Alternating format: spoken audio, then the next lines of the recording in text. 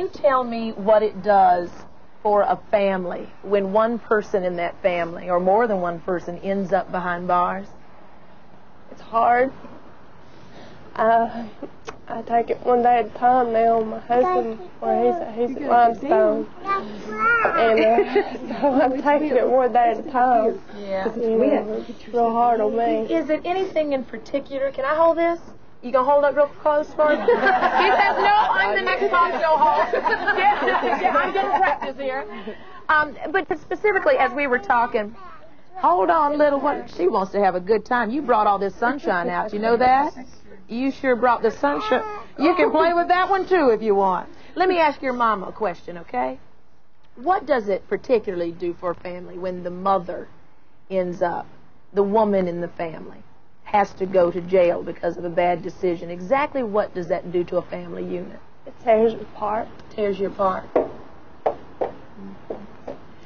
Anything that you'd like to say to your mom, or what you'd like to say, Linda? Here.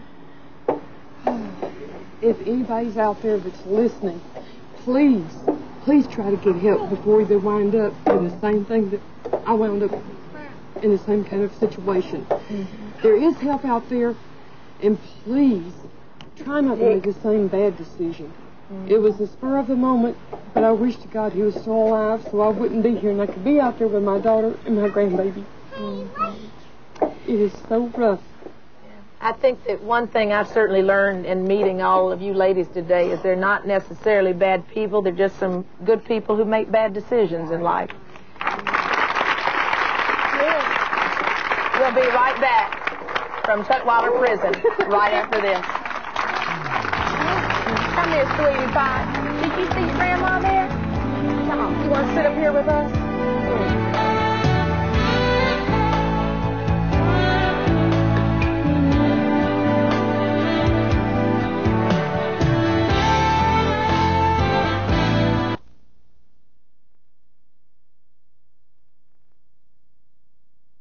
We're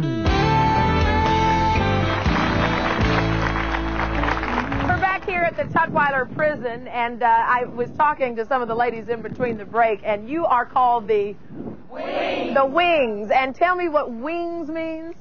Women incarcerated now getting straight. I love it. And all of you who had drug problems, which helped you end up here, and now you have formed your own sorority, if you will, to help your fellow sisters get off.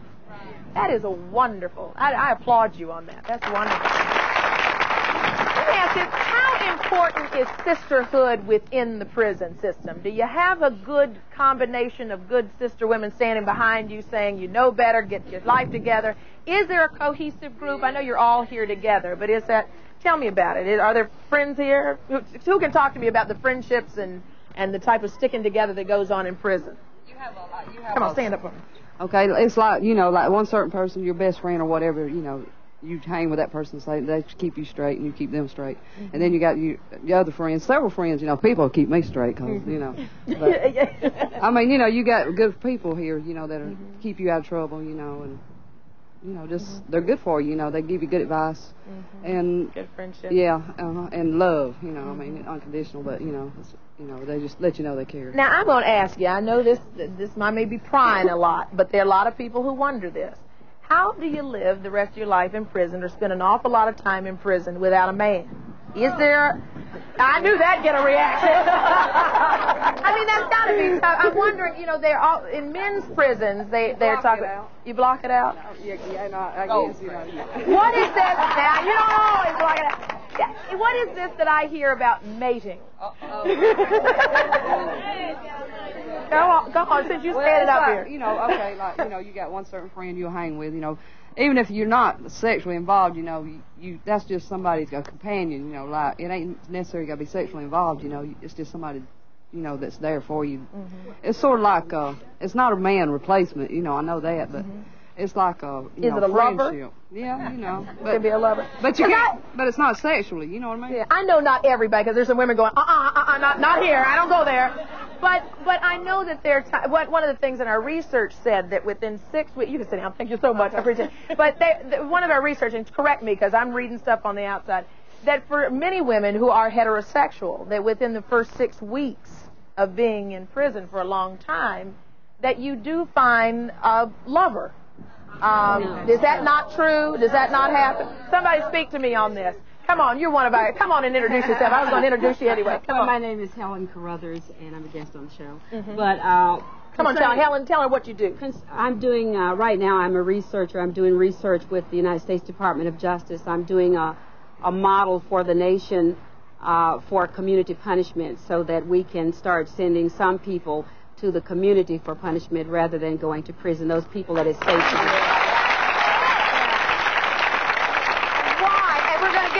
We're going to get back to that lover question in a minute, but tell us why it's important, because you applauded to that. Why is it important that you want to keep people in the community? If somebody does a crime, I mean, get them out of the community. Well, I think one of the problems we've not had a lot of support, really, for community punishment, because people don't use the word punishment.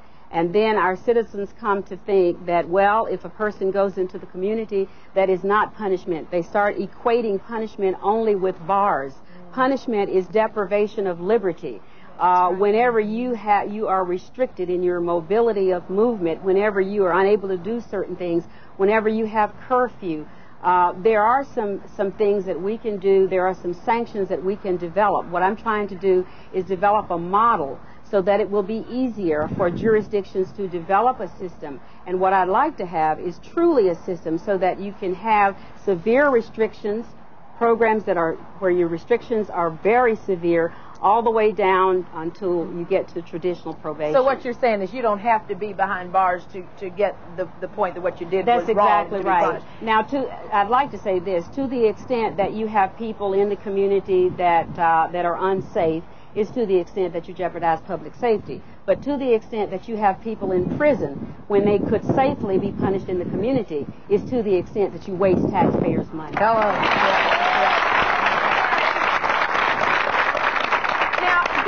To what we were talking about before, this mating thing, because, I mean, you know how it is. Everybody says, oh, ask that question. Everybody wants to know what goes on when there are no men around. Well, I hope that I don't offend any researchers. Mm-hmm. But I think the problem of homosexuality in prisons is greatly exaggerated.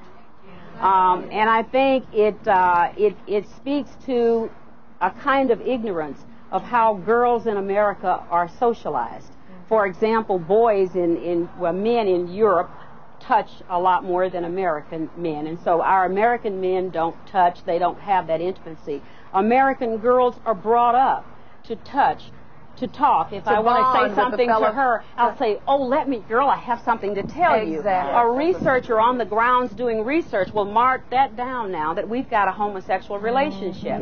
And what women have a great need for...